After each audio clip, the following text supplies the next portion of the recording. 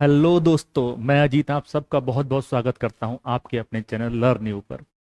आज हम बात करने जा रहे हैं चैप्टर एडजेक्टिव की। पार्ट 1 है ये। इससे पहले हमने प्रोनाउन पढ़ा है। आई होप आप सब ने वो वीडियोस देखी होंगी। अगर नहीं देखी है तो चैनल पे प्लेलिस्ट में जाके देख लीजिएगा। प्रोनाउन का चैप्टर हमने कंप्लीट किया है विद क्वेश्चंस। तो आज जो हम बात करेंगे वो बात करते हैं एडजेक्टिव की। एडजेक्टिव क्या होता है, कैसे क्वेश्चंस आते हैं, वो सारी चीजें हम देखेंगे कॉन्सेप्ट विद प्रैक्टिस। चलिए मूव करते हैं। और सबसे पहला जो हम जानते हैं वो क्या है कि एडजेक्टिव होता क्या है। आप सबने पढ़ा होगा कि एडजेक्टिव क्या करता है, नाउन और प्रोनाउन की विशेषता बताता है। क्या करता है जी? विशेषता बताता है। एक बात समझिए, वर्ड दैट क्वालिफाइज और मॉडिफाइज अ नाउन और प्रोनाउन। समझने की बात यह है, सिर्फ क्वालिफाई नहीं करता, सिर्फ विशेषता नहीं बताता, मॉडिफाई भी करता है। मॉडिफाई का मतलब क्या है कि उसमें कुछ डिटेल्स ऐड करता है। क्या करता है? डिटेल्स ऐड करता है। कोई भी नाउन में जो एडजेक्टिव हो वो क्या करता है? कोई डिटेल ऐड करने का काम करता है। देखिए एग्जाम्पल से समझते हैं। जैसे मैंने कहा सी इज अ ब्यूटीफुल गर्ल। ठीक है जी। तो गर्ल अपने आप में क्या है जी? नाउन है। गर्ल अपने आप में क्या है? नाउन है। और कैसी है गर्ल? ब्यूटीफुल है। तो देखिए ये गर्ल की क्या बता रहा है? विशेषता बता रहा है। अगर विशेषता बता रहा है तो ये क्या कहलाएगा? एडजेक्टिव। क्या कहलाएगा जी? एडजेक्टिव कहलाएगा। ठीक है। देखिए दिस कॉफी इज हॉट। यहां से समझने की कोशिश करिए, जो कॉफी है अपने आप में क्या है? नाउन। और कॉफी कैसी है? गर्म है, हॉट है। तो ये किसका काम करेगा? एडजेक्टिव का काम करेगा। यहां से देखने की बात यही है, कॉफी से पहले क्या लगा है? दिस लगा है। आपको मैंने दिस प्रोनाउन में पढ़ाया था। क्या पढ़ाया था? कि डिमॉन्स्ट्रेटिव प्रोनाउन होता है। बट यहां पर समझने की बात यह है, नाउन है और नाउन से तुरंत पहले अगर आपको लगे कि कोई भी वर्ड आया है तो वो कभी भी प्रोनाउन का काम नहीं करेगा। वो हमेशा किसका काम करेगा? एडजेक्टिव, यानी कि दूसरे शब्दों में इन्हें कहा जाता है डिटरमाइनर। क्या कहते हैं? डिटरमाइनर्स। ठीक है जी। डिटरमाइनर्स। डिटरमाइनर्स क्या काम करते हैं? जो भी नाउन होता है से तुरंत पहले आते हैं, डिटरमाइन करते हैं। कहाँ आते हैं? उससे तुरंत पहले आते हैं। ठीक है। नाउन से तुरंत पहले आएगा तो क्या कहलाएगा? डिटरमाइनर या adjective. Determiners are the part of adjective. तो डिटरमाइनर्स आर ऑल्सो एडजेक्टिव्स। ठीक है। तो दोनों काम करता है। आपने देखा, आपने कहा जी सर। मैंने कहा देखिए राम कैसा है? स्मार्ट बॉय है। तो बॉय अपने आप में क्या है? नाउन। बॉय कैसा है? स्मार्ट है। तो स्मार्ट अपने आप में क्या हो गया? इसका मतलब आपने देखा, देखिए विशेषता भी बता रहा है। गर्ल की विशेषता है कि वो ब्यूटीफुल है, कॉपी की विशेषता है वो हॉट है। बट नाउन में कुछ एडिशनल इंफॉर्मेशन भी ऐड कर रहा है। जैसे नाउन में क्या ऐड हुआ? दिस ऐड हुआ। इसको एडजेक्टिव यानी और डिटरमाइनर दोनों कहा जाता है। आई होप यहाँ तक की बात आपको समझ आई होगी। चलिए आगे बढ़। तो जो फर्स्ट टाइप का एडजेक्टिव है उसे कहा जाता है डेमोन्स्ट्रेटिव एडजेक्टिव। क्या कहते हैं? Demonstrative adjective. कौन कौन से डेमोन्स्ट्रेटिव एडजेक्टिव होते हैं? दिस, दैट, दीज, दोस। और इनके बाद क्या आएगा? एक नाउन आएगा। इस बात को याद रखिएगा। इनके बाद क्या लिखा जाता है? नाउन लिखा है। ठीक है। इनको डिटरमाइनर्स भी कहते हैं। तो जो भी नाउन से तुरंत पहले आके कुछ डिटरमाइन कर दे उसे क्या कहते हैं? डिटरमाइनर्स भी कहते हैं। तो दिस, दैट, दीज, दोस क्या होते हैं? डिमॉन्स्ट्रेटिव एडजेक्टिव होते हैं। उसके बाद क्या आना जरूरी है? नाउन का आना जरूरी है। नाउन सिंगुलर भी हो सकता है और प्लूरल भी हो सकता है। देखिए दिस अपने आप में कैसा है? सिंगुलर है। दैट अपने आप में कैसा है? सिंगुलर है। अगर ये दोनों सिंगुलर हैं तो नाउन भी कैसा होगा? सिंगुलर होगा। दीज अपने आप में कैसा है? प्लूरल है। दोज अपने आप में कैसा है? प्लूरल है। तो इनके बाद जो नाउन आएगा वो भी प्लूरल होगा। एक बात याद रखिएगा कि अगर इन शब्दों के बाद नाउन नहीं आया तो ये कभी भी एडजेक्टिव या डिटरमाइनर्स का काम नहीं करेंगे। ठीक है। एग्जाम्पल्स देखते हैं। देखिए मैंने कहा दिस कार इज माइन। आपने कहा जी सर। आपने कहा जी सर, जो कार है वो अपने आप में नाउन है और ये कार से तुरंत पहले आया है, तो क्या ये एडजेक्टिव होगा? बिल्कुल होगा सर, क्योंकि क्या आया है? कार से तुरंत पहले आया है, नाउन से तुरंत पहले लगा। Why what are you doing this work? Why are you doing this work? देखिए वर्क क्या है? आपने कहा जी नाउन है। इससे पहले क्या लगा है, दिस लगा है, तो नाउन से पहले लगा है, किसका काम करेगा, एडजेक्टिव का। आपने कहा दीज आर माई क्लोथ्स, देखिए क्लोथ्स क्या है, नाउन है। यहां देखिए दीज क्या है, दीज के बाद जो हम देखते हैं, दीज के बाद क्या लगी है, वर्ब लगी है। दीज के बाद क्या लगा है, वर्ब लगा है। क्या दीज के बाद नाउन आया, देखिए हमने यहाँ क्या पढ़ा है, इनके बाद क्या आना चाहिए, तुरंत तुरंत नाउन आना चाहिए। क्या यहाँ तुरंत नाउन आ रहा है दीज के बाद, आपने कहा सही सर वर्ब आ रहा है, तो मैंने आपको पढ़ाया कि अगर इन शब्दों के बाद तुरंत वर्ब आ जाती है तो क्या कहा जाता है, वो डिमॉन्स्ट्रेटिव प्रोनाउन कहलाते हैं। क्या कहलाते हैं, डिमॉन्स्ट्रेटिव प्रोनाउन कहलाते हैं, याद रखिएगा। ठीक है, देखिए मैंने कहा दिस इज माई कार, तो ये दिस, इस कार को क्या कर रहा है, डिमॉन्स्ट्रेट कर रहा है। इस दिस के बाद क्या आई है, वर्ब आई है। अगर इस दिस के बाद वर्ब आई है, नाउन नहीं आया, तब तो ये क्या कहलाता है, प्रोनाउन कहलाता है। क्या कहलाता है, प्रोनाउन। लेकिन अगर इस दिस के बाद क्या आ जाए, नाउन आ जाए, जैसे यहाँ पर हमने एग्जाम्पल, तो ये कार अपने आप में क्या है, नाउन है, तब ये दिस किसका काम करता है, एडजेक्टिव। ठीक है, तो एडजेक्टिव का काम कब करेगा, जब ये नाउन से तुरंत पहले आएगा। प्रोनाउन का काम कब करते हैं ये, जब इनके तुरंत बाद वर्ब आती है। इस बात को याद रखिएगा, ये सारे वर्ड्स प्रोनाउन का भी काम करते हैं, जब इनके तुरंत बाद क्या आती है, वर्ब आती है। तो ये किसका काम करते हैं, प्रोनाउन का काम करते हैं, बट इनके तुरंत बाद अगर नाउन आता है तब ये एडजेक्टिव का काम करते हैं। ठीक है, तो ये दीस किसका काम कर रहा है, यहाँ प्रोनाउन का काम कर रहा है, ये एडजेक्टिव का काम नहीं कर रहा। I don't like that building, देखिए बिल्डिंग अपने आप में क्या है, नाउन। अगर बिल्डिंग नाउन है तो ये दैट अपने आप में क्या हो जाएगा, एडजेक्टिव, क्योंकि कहाँ से पहले आया है, नाउन से पहले आया है। ठीक है, तो डिमॉन्स्ट्रेटिव एडजेक्टिव और प्रोनाउन में अंतर समझ गए। डिमॉन्स्ट्रेटिव प्रोनाउन वो होते हैं जिनके बाद वर्ब आ जाए। अगर इन शब्दों के बाद तुरंत वर्ब आ जाए तो डिमॉन्स्ट्रेटिव प्रोनाउन कहलाते हैं, इनके तुरंत बाद नाउन आ जाए तो ये डिमॉन्स्ट्रेटिव एडजेक्टिव कहलाते हैं। आई होप ये दोनों बातें आपको क्लियर हुई। चलिए बात करें डिस्ट्रीब्यूटिव एडजेक्टिव्स की। तो डिस्ट्रीब्यूटिव एडजेक्टिव्स कौन से होते हैं, देखिए ईच, एवरी, आइदर और नाइदर। ठीक है, ये जितने भी वर्ड्स हैं ये अपने आप में कैसे होते हैं, सिंगुलर। कैसे वर्ड्स हैं, सिंगुलर वर्ड्स। ध्यान से समझिए, ईच का मतलब क्या होता है, ईच का मतलब होता है दो या दो में से, दो से अधिक में से हर एक, दो या दो से अधिक में से हर एक। मतलब अगर क्लास में दो बच्चे हैं या दो से अधिक बच्चे हैं और उन सब की बात कर रहे हैं, लेकिन हम कैसे कर रहे हैं, वन बाय वन। जैसे मैंने कहा ऐसा करो, चॉकलेट बांट दो क्लास में, तो कैसे बांटोगे, वन बाय वन बांटोगे, एक एक बच्चों को एक एक चॉकलेट दोगे। दी तो आपने सबको, क्लास में अगर 20 बच्चे थे तो 20 में से आपने 20 को चॉकलेट दी, लेकिन कैसे दी, वन बाय वन। तो ईच किसके लिए आता है, दो से शुरुआत होती है ईच की। ठीक है, स्टार्टिंग कहाँ से होती है, टू से होती है। लेकिन एवरी जो है, देखिए एवरी अपने आप में एक ऐसा वर्ड है जिसकी शुरुआत कहाँ से होती है, तीन से होती है। अगर क्लास में दो बच्चे हैं तो उनके लिए कभी भी हम एवरी का यूज नहीं कर सकते, किसका यूज करना पड़ेगा, ईच का यूज करना पड़ेगा। लेकिन अगर तीन बच्चे हैं, तीन से ज्यादा बच्चे हैं, तो एवरी का भी यूज कर सकते हैं, ईच का भी यूज कर।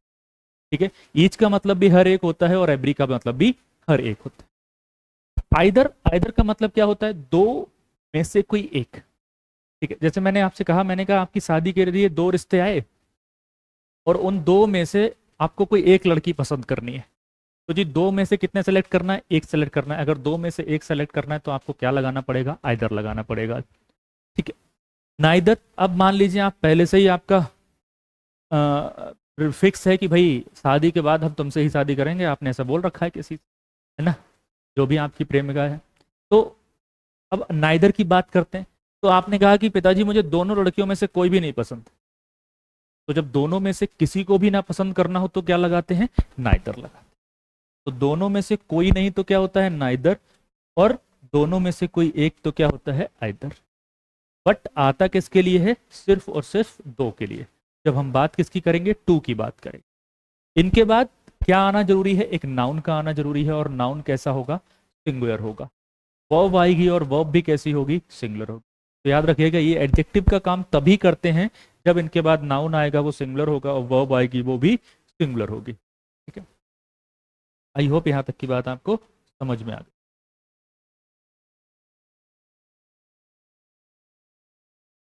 चलिए, देखिए क्या लिखा, each Y will play cricket. Y अपने आप में क्या है जी, नाउन है। आपने कहा जी सर नाउन से तुरंत पहले आया है, क्या कहलाएगा? एडजेक्टिव कहलाएगा, है ना। Each boy will play cricket. Either girl, girl भी अपने आप में नाउन है, कैसा है? सिंगुलर नाउन है। इज भी अपने आप में वर्ब है, कैसी है? सिंगुलर वर्ब है। और आइदर आया है मतलब वहां जाने के लिए दोनों में से कोई एक लड़की तैयार है, तो आइदर यहां पर किसका काम करेगा? गर्ल से पहले आया एडजेक्टिव का। कौन सा एडजेक्टिव है? डिस्ट्रीब्यूटिव एडजेक्टिव है। याद रखिएगा डिस्ट्रीब्यूटिव प्रोनाउन वो होते हैं जिनके बाद तुरंत नाउन नहीं आता, यही शब्द होते हैं बस एवरी को छोड़कर। एवरी को हम आगे आगे थोड़ा सा डिटेल में पढ़ेंगे।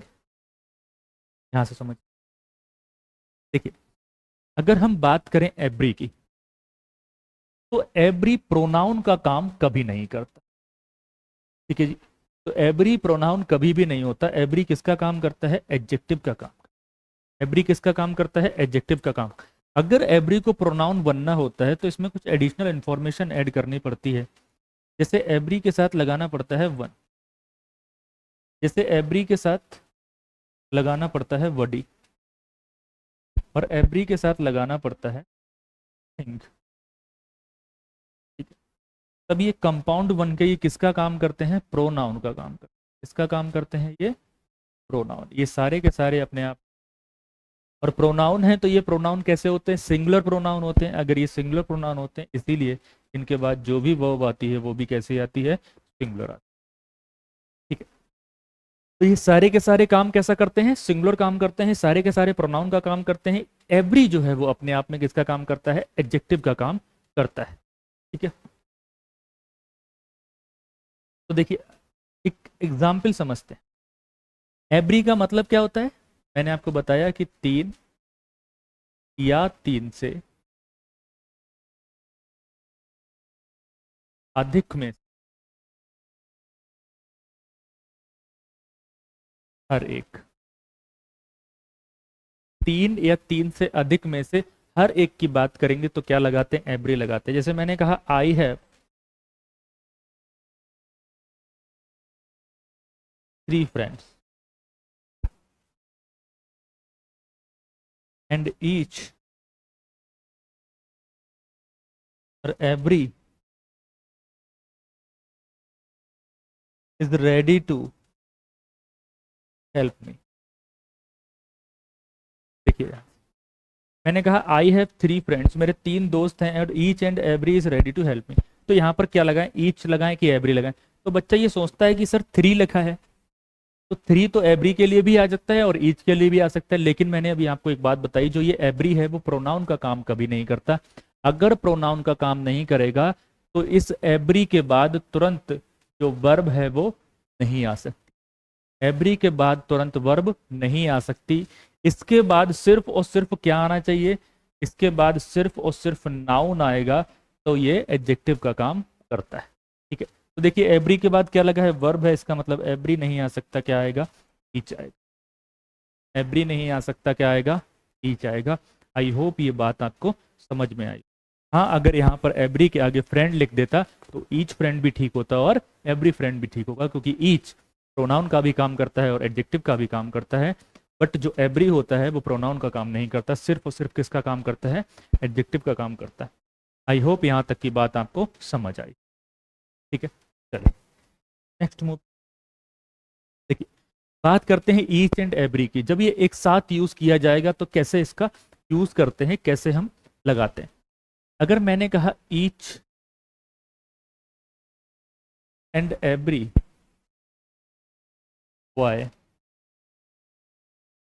इज प्लेइंग,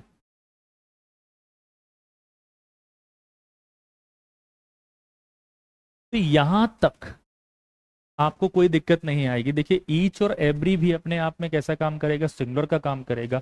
इसके बाद जो नाउन है वो भी कैसा होगा? सिंगुलर होगा। वर्ब भी कैसी होगी?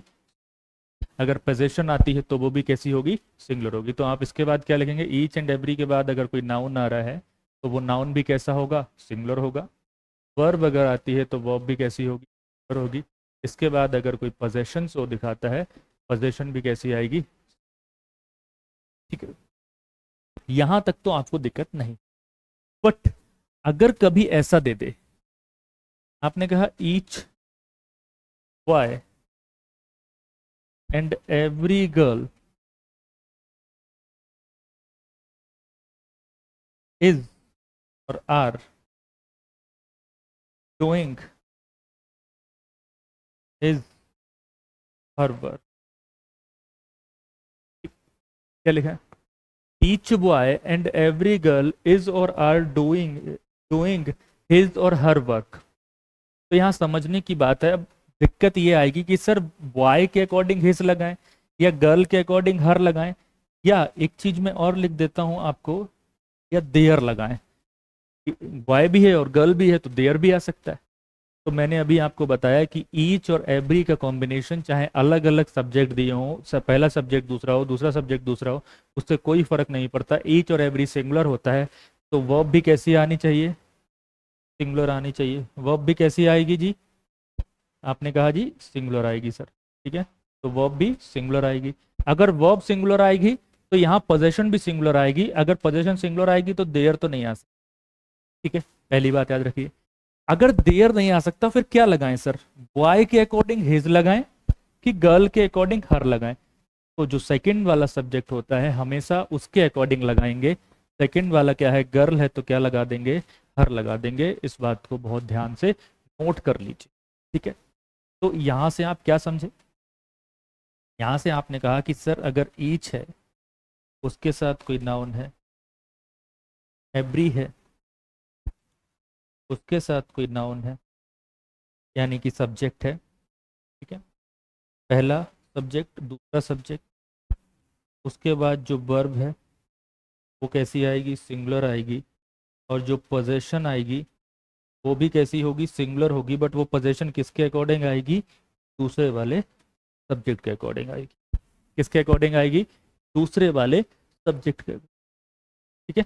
यहाँ पर नाउन ना लिख के आप इसको सब्जेक्ट लिखिए। क्या लिखिए? सब्जेक्ट नंबर एक, सब्जेक्ट नंबर, ठीक है। तो हमेशा जो पोजीशन आएगी वो किसके अकॉर्डिंग आएगी? According to subject number 2। I hope each and every का कॉन्सेप्ट आपको क्लियर हुआ हो। चलिए नेक्स्ट देखिए, समझिए क्या लिखा है। Either boy will help me, मतलब दोनों में से कोई एक लड़का मेरी मदद करेगा। Either boy will not help me. दोनों में समझते हैं अंतर क्या होगा। देखिए मैंने कहा दो लड़के थे ए और बी, ठीक है।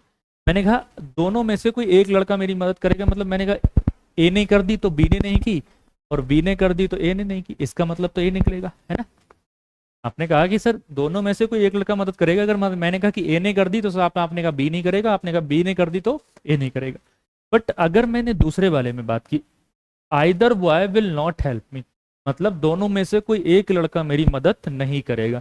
इसका मतलब अगर ए ने नहीं की तो बी करेगा, एक नहीं करेगा ना, और बी ने नहीं की तो ए करेगा। मुझे एक बात बताइए, क्या इसका और इसका दोनों का मतलब सेम नहीं निकल रहा है? एक लड़का तो हर हालत में मदद कर रहा है कि नहीं कर रहा है? अगर एक लड़का हर हालत में मदद कर रहा है तो ये नॉट कैसा है? अननेसेसरी है कि नहीं है? याद रखिए आइदर के साथ कभी भी नॉट का कॉम्बिनेशन नहीं बन।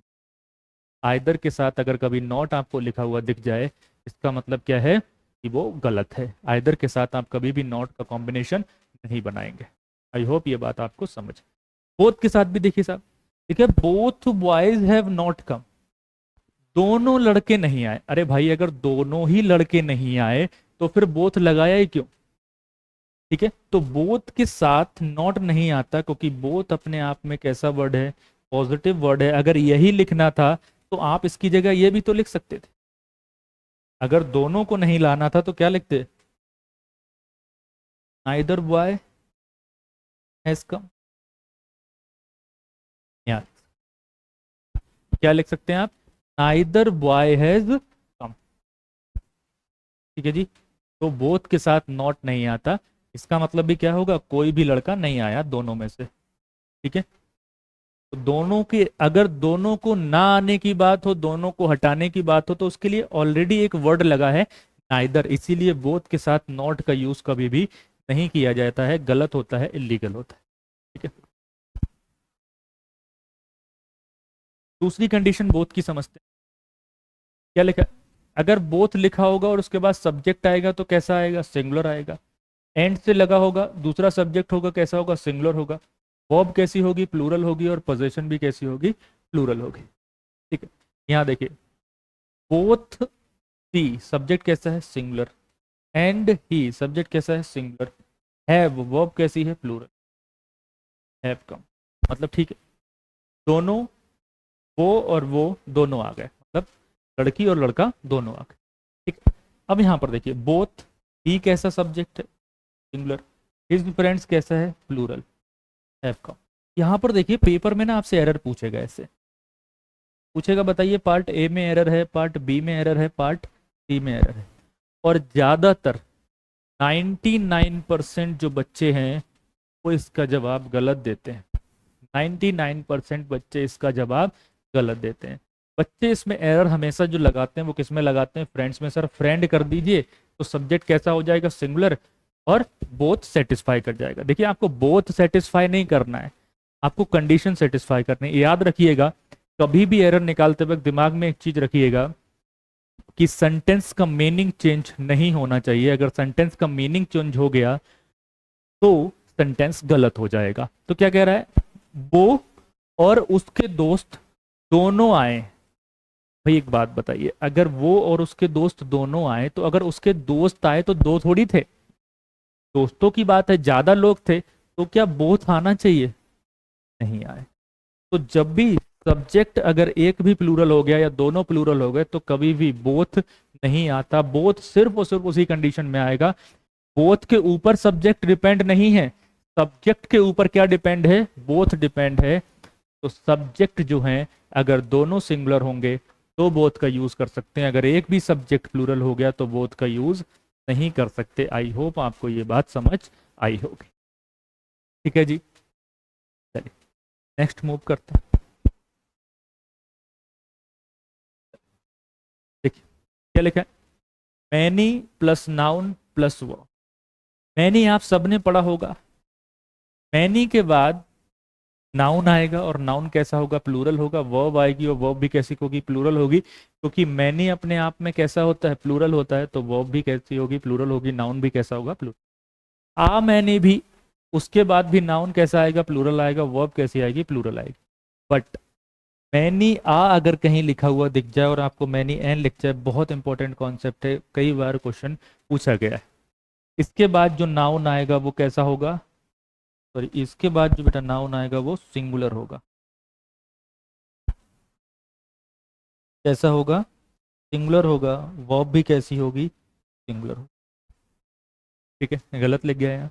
नाउन कैसा होगा, सिंगुलर होगा। वर्ब भी कैसी होगी, सिंगुलर होगी। तो एक ही सेंटेंस को मैंने आपको बताया, देखिए, many boys were playing cricket. Many के बाद बॉयज लगा है, कैसा है, प्लूरल है।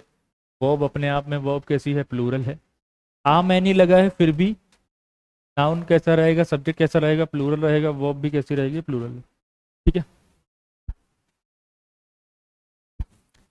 मैनी आ अगर लगा है तो उसके बाद जो सब्जेक्ट आएगा वो कैसा आएगा, सिंगुलर आएगा। और जो वर्ब आएगी वो भी कैसी आएगी, सिंगुलर। नाउन की जगह आप सब्जेक्ट लिख सकते हैं तो वो ज़्यादा बेहतर रहेगा। आई होप आपको ये कॉन्सेप्ट समझ रहा है। ठीक है, बात करते हैं पजेसिव एडजेक्टिव की, कि पजेसिव एडजेक्टिव क्या होता है। देखिए, my, our, your, his, her, its, their, ये सारे के सारे क्या होते हैं, पजेसिव एडजेक्टिव होते हैं। इनके बाद नाउन का आना जरूरी होता है, इनके बाद नाउन का आना कंपलसरी होता है। अगर इन शब्दों के बाद नाउन नहीं आया तो कहानी गड़बड़ हो जाती है। ठीक है जी, और इसको मैंने आपको प्रोनाउन में रिलेट करके पढ़ाया है, पजेसिव प्रोनाउन से। वहां आप देख लीजिएगा, बड़ा कंफ्यूजन रहता है बच्चों को। ठीक है, I shall not give you my car. तो देखिए, कार क्या है, अपने आप में नाउन है। तो किसकी कार है, मेरी कार है। तो अपने आप में क्या दिखा रहा है, पोजेशन दिखा रहा है, अधिकार दिखा रहा है। तो क्या आएगा, माई, एडजेक्टिव हो गया। तो government is doing it's duty. Duty अपने आप में नाउन है। गवर्नमेंट अपने आप में कैसा है, नॉन लिविंग है, इसीलिए क्या आ गया, इट्स आ गया, एडजेक्टिव का काम। ठीक है जी, they are doing their work. They के साथ पोजीशन क्या आती है, देयर आती है। तो यहाँ पर जो इनका मतलब है किससे निकलता है, अपने से। I shall not give you my car, मैं तुम्हें मेरी कार नहीं दूंगा, मेरी है अपनी कार। गवर्नमेंट अपनी ड्यूटी कर रही है, they are doing their work, वो अपना काम कर रहे हैं, तो देयर भी क्या क्या दिखा रहा है, एडजेक्टिव दिखा रहा है। आई होप यहाँ तक की बात आपको समझ आई। चलिए नेक्स्ट कॉन्सेप्ट पे बात करते हैं। बहुत ही इंपॉर्टेंट कॉन्सेप्ट है, बहुत बार क्वेश्चन पूछा जाता है, ध्यान से समझिए। Few, uh few, the few, little, uh little, the little, क्या अंतर है पहले ये समझते हैं। Few, uh few, the few, इनका प्रयोग हमेशा काउंटेबल नाउन के साथ किया जाता है। किसके साथ किया जाता है जी, काउंटेबल नाउन के साथ किया जाता है। लिटिल, आ लिटिल और द लिटिल, इनका प्रयोग हमेशा अनकाउंटेबल नाउन के साथ, किसके साथ किया जाता है, अनकाउंटेबल नाउन के, ठीक है। मतलब फ्यू और लिटिल का क्या होता है, ना के बराबर। अगर कोई भी चीज आपके पास ना के बराबर है, इसका मतलब सेंस कैसा है, पॉजिटिव है कि नेगेटिव है। आप कहेंगे सर कोई भी चीज अगर ना के बराबर है तो वो कम है, बेकार है, क्या फायदा उसके होने का जो हमारे लिए पूर्ति ना हो, तो नेग्लिजिबल है, कैसा है, निगेटिव सेंस है। आ फ्यू और आ लिटिल का मतलब है कुछ, मतलब ना के बराबर नहीं है, अच्छा खासा ठीक ठाक है, बहुत ज्यादा भी नहीं है लेकिन ठीक ठाक चीज है, तो वो सेंस कैसा है, पॉजिटिव है, कुछ चीजें हैं। द फ्यू और द लिटिल जो होता है उसके बाद जो नाउन होता है ना, उसको क्या करना पड़ता है, एक्सप्लेन करना पड़ता है। नाउन को एक्सप्लेन करना पड़ता है, नाउन की एक्सप्लेनेशन देनी पड़ती है। तो जब नाउन की एक्सप्लेनेशन देते हैं तो क्या लगाते हैं, द फ्यू और द लिटिल लगाते हैं। हमेशा मैंने बताया किसी चीज को पर्टिकुलर कर दें तो क्या लगता है, द लगता है, मतलब पर्टिकुलर की बात कर रहे हैं कि भाई ये नाउन है वो कौन सा है जिसकी बात की गई है, ठीक है, तो क्या लगता है, द फ्यू या द लिटिल की बात करते हैं। द फ्यू और द लिटिल जो है वो कभी कभी ऐसे सेंस में भी यूज हो सकता है, जैसे मान लीजिए कि आपके पास कोई थोड़ी सी चीज है और वो थोड़ी की जो चीज थी आपके पास, वो आपने या तो पूरी की पूरी कंज्यूम कर ली या वो पूरी की पूरी आपसे किसी ने ले ली, तब भी किसका प्रयोग करते हैं, द फ्यू या द लिटिल का प्रयोग किया जाता है। एग्जाम्पल से आप बहुत अच्छे से समझ पाएंगे, रिलेट कर पाएंगे चीजों को। चलिए देखते हैं एग्जाम्पल्स।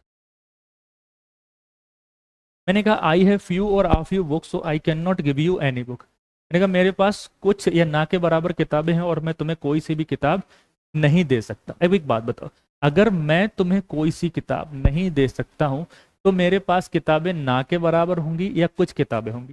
भाई सेंस कैसा है, निगेटिव है, वो नहीं दे सकता है क्योंकि उसके पास ही किताबें कैसी हैं, बहुत कम होंगी, इसीलिए नहीं दे सकता है। कोई रीजनिंग नहीं है इसमें, कोई मैथ्स नहीं है कि भाई चालाक है व्यक्ति की बेकार है व्यक्ति, ऐसा तो कुछ है नहीं, है ना। तो यहाँ पर क्या आएगा, फ्यू आ जाएगा। सेंस कैसा है, नेगेटिव है, क्योंकि भाई उसी के पास खुद किताबें नहीं है।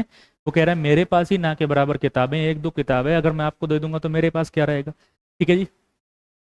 अगला देखिए, वो कह रहा है आई हैव फ्यू और a few books and you can take any book. अब बात कैसी है, पॉजिटिव है, वो कह रहा है आप कोई सी भी किताब ले सकते हो क्योंकि मेरे पास कुछ किताबें हैं, तो क्या आएगा, आ फ्यू आ जाएगा। आई होप ये बात समझ में। कह रहा है as I am new in this city I have few और आ फ्यू फ्रेंड्स, क्योंकि मैं इस शहर में नया हूं, मेरे कुछ दोस्त हैं या ना के बराबर दोस्त हैं। अब भाई ऐसा तो है नहीं कि आप सिटी में जैसे ही पहुंचेंगे वैसे ही आप दोस्त बनाना शुरू कर देंगे। अगर आप सिटी में नए हैं तो आपके पास बहुत ही कम दोस्त होंगे, एक दो दोस्त होगा आपका जो नया आपका पड़ोसी होगा, बन गया होगा, तो क्या लगाएंगे, फ्यू लगाएं। लेकिन निगेटिव सेंस का मतलब ये नहीं है कि नॉट लगाई होगा सेंटेंस में, आपको सेंस देखना है, ठीक है। कह रहा है आई हैव अ फ्यू और the few friends that live in Delhi. तो देखो फ्रेंड्स है मेरे पास, नाउन है, कौन से फ्रेंड्स, जो दिल्ली में रहते हैं। तो फ्रेंड को क्या किया है, मैंने एक्सप्लेन किया है, फ्रेंड के बारे में इंफॉर्मेशन दी है।